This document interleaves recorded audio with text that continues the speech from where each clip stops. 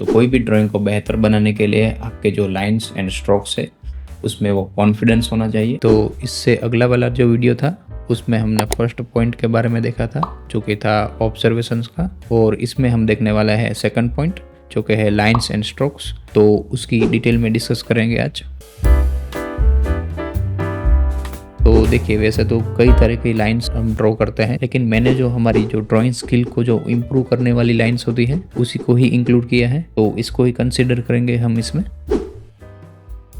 तो सबसे पहला पॉइंट तो वही आता है कि जो हम मिस्टेक करते हैं उसको इम्प्रूव करना है, मतलब हमको ये फाइंड करना है कि हमारी गलती कहाँ हो रही है। तो अभी मैं जो बना रहा हूँ वो बहुत ही कॉमन मिस्टेक्स है जो कि लोग पहले करते हैं कि ड्राइंग बनाने के टाइम कहीं पे भी लाइंस खींच देते हैं, मतलब उनको पता नहीं होता है कि नेक्स्ट स्टेप्स क्या होगा हमारा। तो लाइंस में भी कॉन्फिडेंस की कमी रहती है। तो ट्राई कीजिएगा कि इस टाइप की लाइंस को आपको टोटली अवॉइड करना है। इसको हम बैड लाइंस या तो फिर पुअर लाइंस बोल सकते हैं, मतलब जो आर्ट वर्क है वो लैक ऑफ कॉन्फिडेंस वाला दिखता है। तो अभी हम पहले देखेंगे आपका जो हैंड का पोजीशन है वो कैसा रहना चाहिए, मतलब कि आपको किस तरीके से पेंसिल्स को होल्ड करना है और किस तरीके से उसको रोटेट करना है, मतलब कि घुमाना है, राइट। तो बेसिकली ड्राइंग करने के टाइम पे हम पेंसिल्स को ऐसे होल्ड करते हैं जिसको ट्राइपॉड ग्रिप बोला जाता है। तो ये मेथड का यूज़ हम लिखने में या तो फिर छोटे एरिया में ड्राइंग करना, मतलब कि डिटेलिंग वाला जो पार्ट है छोटे एरिया में, जब भी हमको कोई बारीकी का काम करना है, मतलब कि स्मॉल सरफेस में काम करना है, तभी हम ये वाला मेथड यूज़ करते हैं। तो ये मेथड में हमारा जो व्रिस्ट है वो यूज़ होता है, उसको बेसिकली मूव करना है हमें। तो जस्ट फॉर योर नॉलेज कि ये चीज़ समझनी है हमको। और दूसरा फेमस मेथड है ओवर हैंड ग्रिप। तो ये मेथड में हम हमारा एल्बो और जो शोल्डर है उसका यूज़ करते हैं, मतलब कि हमारा जो एल्बो और शोल्डर है उसकी मदद लेके हम स्ट्रोक या लाइंस खींचते हैं। जैसे कि आप इस एग्जाम्पल में देख सकते हैं, ये पेपर पे जब ड्राइंग कर रहा हूँ तब मेरा शोल्डर एंड एल्बो दोनों मूव हो रहे हैं और मैंने जो फिंगर्स की जो पोजीशन है वो कैसे रखी है, राइट। तो इसको बोलते हैं ओवर हैंड ग्रिप। तो ये मेथड का यूज़ आपको जब भी कोई बड़े सरफेस पे काम करना है, मतलब कि लार्ज एरिया में काम करना है, तब यूज़ होता है, क्योंकि तब हमारा पूरा जो हैंड है वो पूरा मूव होता है, मतलब उसका पूरा मूवमेंट होता है और उसकी मदद लेके हम पूरे एरिया को कवर कर सकते हैं। तो जब भी हम इसको डिजिटली अप्लाई करते हैं तो एल्बो और शोल्डर का जो पार्ट है उसको सेम ही रखना है, लेकिन जो रिस्ट का पार्ट है वो हमें ट्राइपॉड वाला यूज़ करना है, क्योंकि डिजिटली में ये फंक्शनैलिटी थोड़ी डिफरेंट टाइप की है। तो इस तरीके से हमको ट्राइपॉड और ओवरहैंड दोनों चीज़ का यूज़ करना है। स्मॉलर एरिया में हमको सिर्फ ट्राइपॉड मेथड यूज़ करना है और लार्जर एरिया में हमको ओवरहैंड मेथड यूज़ करना है। ओके, तो नेक्स्ट देखते हैं कि हमको हैंड को कैसे रोटेट करना है, राइट। मतलब कि हमारे हाथ के जो पोजीशन है वो कैसे घूमनी चाहिए, मतलब ड्राइंग करने के टाइम पे।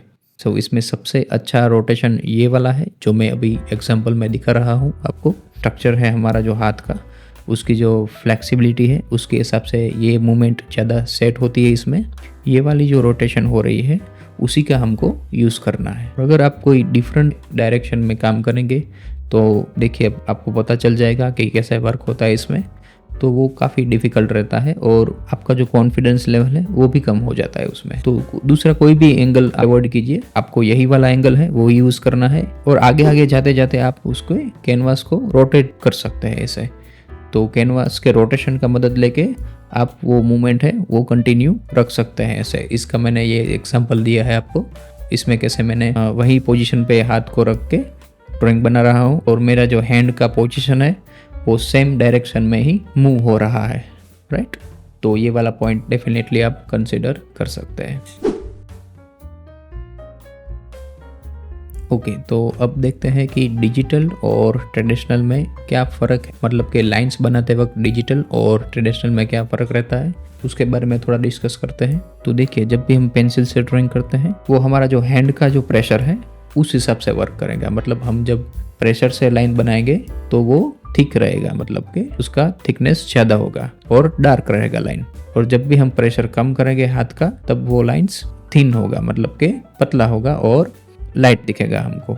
तो ट्रेडिशनल में तो ये अप्लाई हो गया। तो डिजिटल में उसके साथ जो पेंसिल्स आते हैं जिसको हम स्टाइलस पेन बोलते हैं, तो वो पेन में एक वो प्रेशर वाला जो मैकेनिज्म है वो सेट किया हुआ रहता है, तो उसकी मदद लेके हम उसका फ़ायदा ले सकते हैं। तो सॉफ्टवेयर में देखें तो फोटोशॉप में इसका एक ऑप्शन भी आता है, यहाँ ऊपर के साइड में एक ऑप्शंस का टूल्स होता है, वहाँ से आप ये दोनों पॉइंट्स आपको ऑन कर देने हैं, तब आपका पेन का जो प्रेशर है वो प्रॉपर वर्क करने लगेगा। तो इसमें भी आप लाइट और डार्क ऐसे अपने हैंड के प्रेशर से बना सकते हैं। और माउस से ये काम मत करना, वरना सारे काम का सत्यानाश हो जाएगा आपका, कि माउस में वो प्रेशर सेंसिटिविटी ऑप्शंस वर्क नहीं करता है, सिर्फ पेंसिल्स में ही करता है।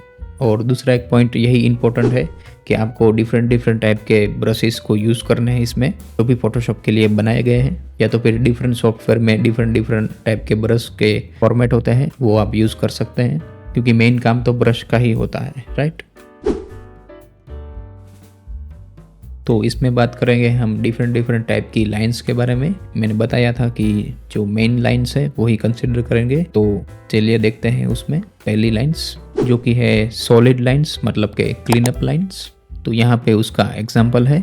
तो बेसिकली ये लाइंस हम ग्राफिकली अप्रोच के लिए यूज़ करते हैं, जब भी हम कोई लोगो बनाते हैं या तो फिर आइकन बनाते हैं, तो उस तरीके की चीज़ें बनाने के लिए हम ये लाइंस को यूज़ करते हैं। इसका एक दूसरा भी एग्जांपल है जिसमें आपको दिखाई देगा कि जो आउटर लाइन है वो थिक और डार्क है, और जो इनसाइड की लाइन है वो थोड़ी थिन है, मतलब कि लाइट है वो थोड़ी। तो ये बेसिकली एनिमेशन या कार्टून में आप देखते होंगे, तो उसमें कैरेक्टर में ज़्यादातर लोग यूज़ करते हैं, जो भी 2D कैरेक्टर होते हैं उसमें यूज़ होते हैं, जैसे कि आप देख पा रहे हैं इस एग्जांपल में। तो यहाँ पे है ग्राफिकल लाइन का एग्जांपल, जो भी ऑब्जेक्ट है या तो फिर कोई भी चीज़ है उसको एक आइकॉन के फॉर्मेट में प्रेजेंट किया जाता है। ज़्यादातर सॉलिड लाइन हमको देखने को मिलेगी उसमें, लाइन्स एंड शेप्स का ब्यूटीफुल प्रेजेंटेशन है इसमें, ओके।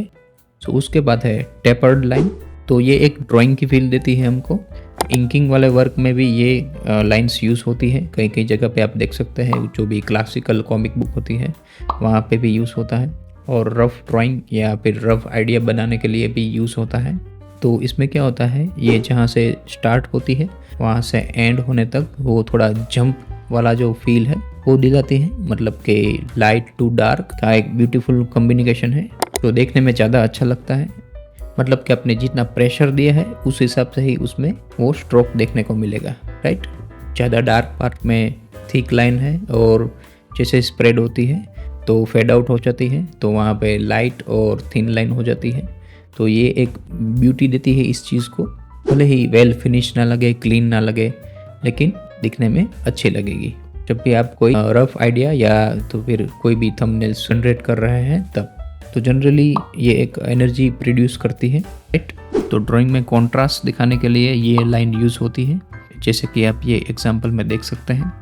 जो भी एरिया में हमको ज़्यादा अटेंशन देना है वहाँ पे डार्क और थिक होगी, बाकी की जगह पे हमको लाइट एंड थिन लाइंस देखने को मिलेगी। तो सेम वैसे ही लाइन वेट का जो रूल्स है उसमें भी अप्लाई होगा, जो हम चीज़ को लाइट और डार्क एरिया में रखी हुई फील कर सकते हैं, ओके। सो उसमें मेरे फेवरेट आर्टिस्ट हैं उत्कान गोरबुक और हाजी जूश। तो इनके ड्राइंग में लाइंस का जो फोर्स है, जो फ्लो है, उसका ब्यूटीफुल सा एग्जांपल हमको देखने को मिलेगा। तो वो जो रिदम का जो लुक आ रहा है वो बहुत ही ऑसम है, राइट। देख सकते हैं आप यहाँ पे कि गेस्चर कैसे उसके फ्लो में ब्यूटीफुल तरीके से अप्लाई हो रहा है।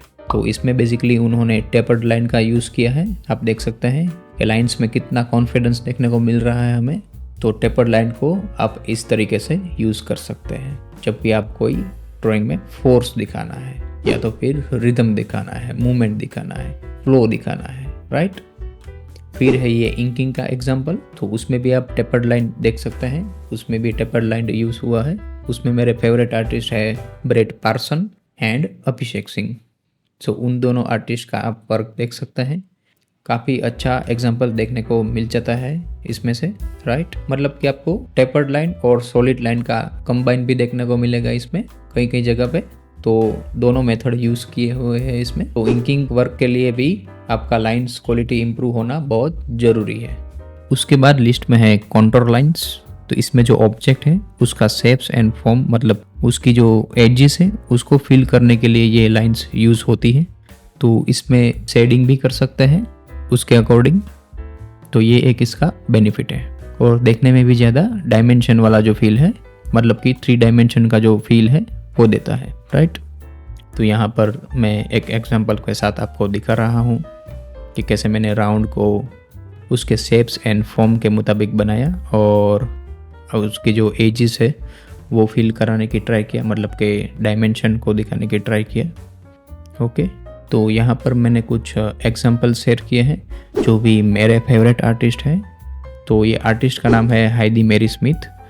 इनका जो आर्ट वर्क है उसमें आपको कंट्रोल लाइन दिखाई देगी, जो भी फिगर की एनाटॉमी है उस फ्लो में हमको वो लाइंस देखने को मिल रही है, राइट। फिर एक दूसरे आर्टिस्ट है गेरी विलारियल, तो उनके आर्ट में भी हमको कंट्रोल लाइंस देखने को मिलेगी, सी। ओके, तो बहुत ही ब्यूटीफुल आर्ट पीस उन्होंने क्रिएट किया है कंट्रोल लाइन की मदद से। उसके बाद है तीसरे आर्टिस्ट एंडी एस्ट्राडा, तो उनके आर्ट में भी कंट्रोल लाइंस हमको ब्यूटीफुल तरीके से देखने को मिलेगी, राइट। तो ये हो गए कंट्रोल लाइंस। उसके बाद है ये स्ट्रोक्स के एग्जांपल। उसमें सबसे पहले आर्टिस्ट है नाथन फॉक्स। सो नाथन फॉक्स के जो पोर्ट्रेट ड्राइंग है उसमें मास्टरी है उनकी, तो वो जो उसमें स्ट्रोक देते हैं वो बहुत ही ब्यूटीफुल और एट्रैक्टिव लगते हैं। तो उनका एक सैम्पल है यहाँ पे मेरे पास, क्योंकि उनका जो स्ट्रोक का जो कॉन्फिडेंस लेवल है वो बहुत हाई है, तो इसलिए ये जो चीज़ है वो ज़्यादा ही हमको एट्रैक्टिव दिखती है, राइट। उसके बाद है ये रिचर्ड एंडरसन का एक एग्जांपल। उनके वर्क में आप देख सकते हैं कि जो स्ट्रोक की क्वालिटी है वो कितनी कॉन्फिडेंस और शार्प लग रही है हमको। तो ये एक एग्जांपल है, उस तरीके से आप समझ सकते हैं कि ये लाइंस एंड स्ट्रोक का कितना इम्पोर्टेंट रोल है कोई भी ड्राइंग बनाने के लिए। और अब है लास्ट वाला पॉइंट, जो कि है इन सब चीज़ों की एक्सरसाइज। सो इसको डेली बेसिस पे हमको एक्सरसाइज करनी है। तो कौन कौन सी एक्सरसाइज करनी रहेगी वो दिखा देता हूँ मैं आपको। तो पहले तो आप ट्राई कीजिए एस कर्व।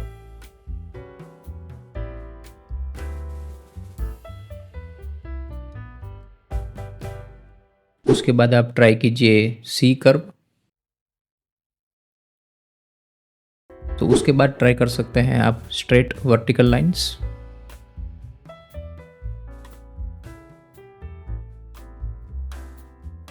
उसके बाद स्ट्रोक्स।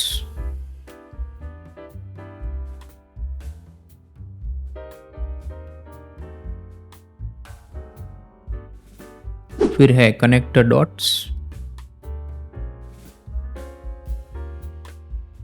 तो डॉट्स को हमको कनेक्ट करना है ऐसे।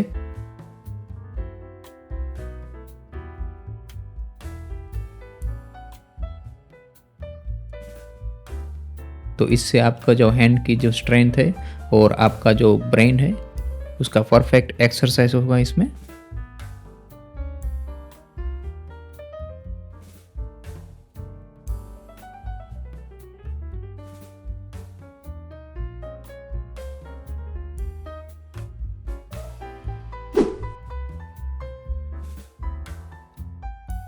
फिर है सर्कल्स।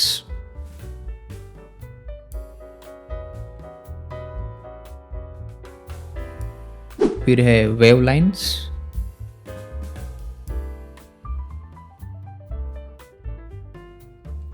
फिर है zigzag lines.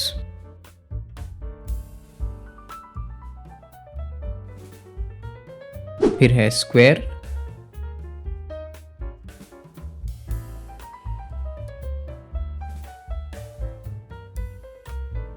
Round and triangle.